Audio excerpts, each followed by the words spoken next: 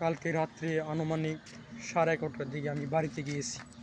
আমি প্রতিদিন বাড়িতে গিয়ে আমার মাকে ডাকি যে মা দরজা খুলো, মা দরজা খুলো। আমি দু একবার ডাক দিলেই মা উঠে দরজা খুলে দেয়, আমি ঘরে ঢুকি।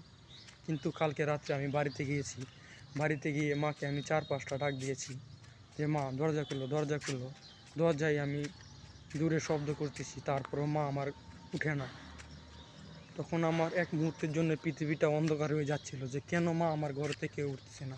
তারপরে আমার বাবা সারাদিন কাজ করে এসে খাওয়া দাওয়া করে ঘুমাইলে তারপরে একটু উঠতে দেরি হয়। তারপর বাবা উঠে বলল যে তোর মা একটু বাইরে গেছে, পাশের বাড়িতে তোর কাকির বাড়ি গেছে। আমি কই তুমি আমার আগে কইবা না? আমি তো এক মুহূর্তের জন্য পাগল হয়ে যাচ্ছিলাম, আমার পৃথিবীটা যেন অন্ধকার হয়ে যাচ্ছিল। আমি মাকে দেখে বললাম, মা তুমি তুমি কোথায় গেছিলা গা?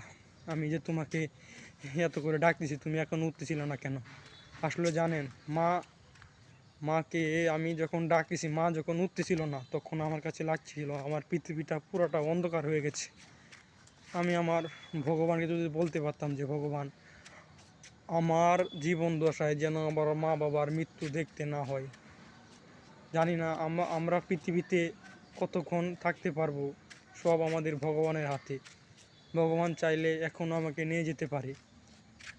যদি ভগবানের কাছে এরকম কোনো কথা বলার সুযোগ থাকে যে ভগবান তুমি আমাকে নিয়ে নিও, তবু আমার জীবন দশায় আমার বাবা মার মৃত্যু যেন আমাকে দেখতে না হয়। ভগবান তুমি আমাদেরকে সবাইকে ক্ষমা করো ভগবান, তুমি আমার মাতা পিতাকে সুস্থ রেখো ভগবান।